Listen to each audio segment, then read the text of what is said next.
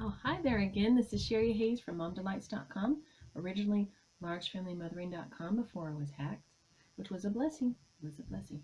Okay, so I'm going to talk to you today about how I like to use the McGuffey readers. First thing I want to say is that I believe for early readers that the original set is the best. Um, the revised set is very pretty, and it probably covers more closely resembles kind of like a lot of the popular reading programs of today. Um, I'll show you this first reader. They start with the very simple words and they go forward, but they move too fast for my struggling readers, the ones that struggled with auditory and visual memory, some of them.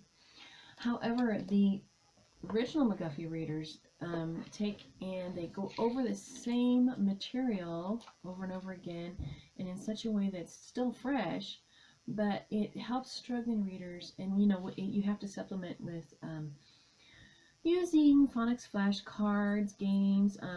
One thing my little girls liked recently is they liked to use the Teacher Monster to Read program online. They really like that. That seemed to reinforce a lot of the basic phonics rules I teach them. This right here, you'll notice at the beginning of the McGuffey set, you have a choice. No, let's see. There are two primers, actually. Primer is like what you would use with a child when they're just beginning to read. Now I have these covered with plastic. I know they're kind of glary.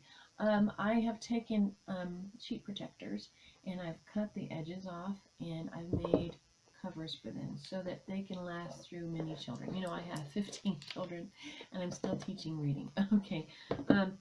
All right. So anyway, this one right here, I just use this one to introduce children to language. The written language, how it works, how to sound things out. Now, in the McGuffey readers, you'll see that what we call sounding out, McGuffey called spelling.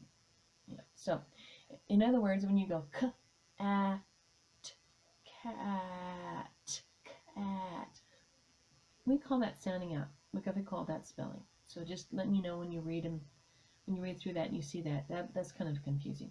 Okay, so like you can use these.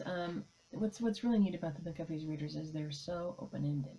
You can use this in so many different ways. I don't only use the McGuffey readers. I also, because it's just easier and it's all spelled out, I might take the 100 Easy Lessons, teach your child to read in 100 Easy Lessons. We call it 100 Easy Lessons book. Take that and go through like the first 15 lessons with a very, very beginning reader, just to emphasize their little games that you play and things, just to teach them how to read from left to right, how to blend the sounds together, how that whole process works. It's just really invaluable. So I do suggest to use that alongside with this. This book also introduces some short sight words at the beginning. It is he, we do so, and like that. Some very basic beginning words. This is very helpful. I don't use a lot of this book. It's just mostly to introduce, because as soon as a child is really well versed in the phonics and how to sound out, consonant, vowel, consonant, and the words like so, do, by, my, those kind of, and the, and basic sight words. Then what I like to do, along with using phonics, is I like to go into the Pictorial Primer. This one is when you get more serious. This would be like a child maybe 4 to 5 to 6 years old. You're just kind of introducing. You read a lot of storybooks out loud, that kind of thing. Getting to print a little bit. Then I would go to the Pictorial Primer, and this is what my little 6-year-old is in now. We've kind of stalled. She's hit a place where she wants to play more, so we're okay. I'm not pushing, I'm not prodding. It's according to her timetable. She's 6. I am not. We're not in competition with anyone, and we're not proving anything to anyone either. So this is where we stalled out. In here, the words "I see a dog," "I see a pup," "Do you see me?" "The dog and pup may run all day." You can see the pictures. You can still tell what they are, even though they're kind of rough. She loves this book. She does. All my kids. There's just something charming about these books. I can't explain it really. But anyway, the lessons are so simple. And then what I like to do, and let me grab something real quick. I have crates over here. Let me show you. As you can see, my children have a place. The children that I'm teaching currently actively, they have a crate here with their materials in, and they put them in. Okay, so for Patience, when she was doing those beginning, I will show you what I've done. I've just taken a regular composition book, and I've taken, and I'm seeing my time here. Sorry, no glasses. See? All right. But what I've done is I've taken a highlighting marker, and I've made it very, very obvious where she can copy the words. You see, for this lesson. This is lesson 8. It says, "See the new cat. Do not beg my old cat. You have a new one." So that's what it is. And so I have her copy that. You know, and then here is, and then I have her put on the back of an index card. I have had her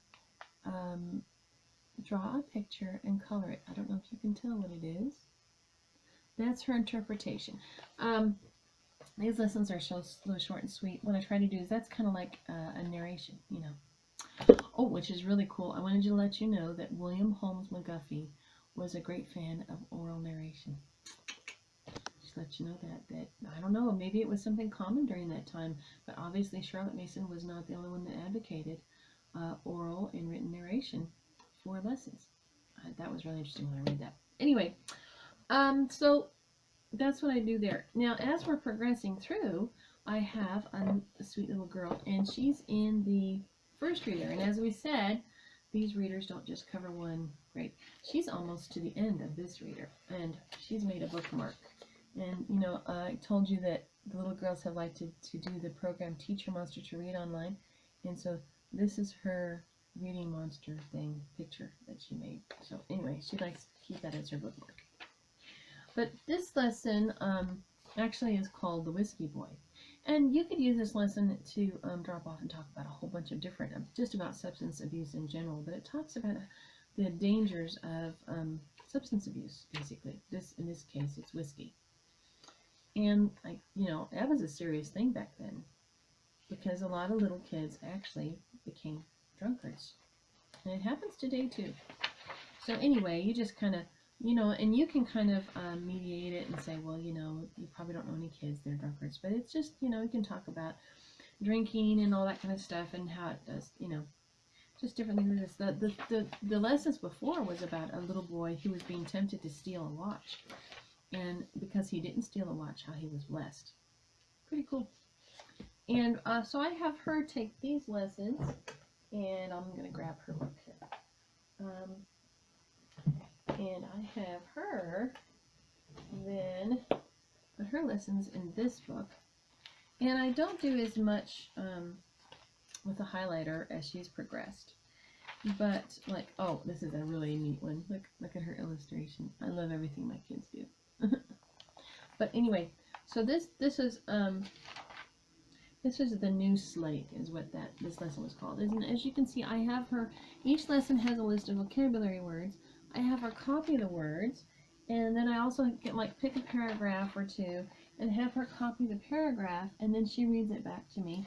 We also read the lesson, and then she does a drawing kind of as a picture narration, because, you know, she's not really competent enough at this point to write a written narration of it. Even Charlotte Mason doesn't suggest that for beginning readers. So if you could look and see, here's an example of the word lists. And I like to read through these word lists, excuse me, and I like to go through and help, like, write, you know, why is the GH there? Well, I know a little bit about etymology of words, so I'll say, actually, because our language comes from German, that word was originally Richt, and now we call it right because of the French, probably. Well, anyway, so that gives you an idea at the beginning what to do. My time's almost up, so we'll continue another time. Thank you. Bye-bye.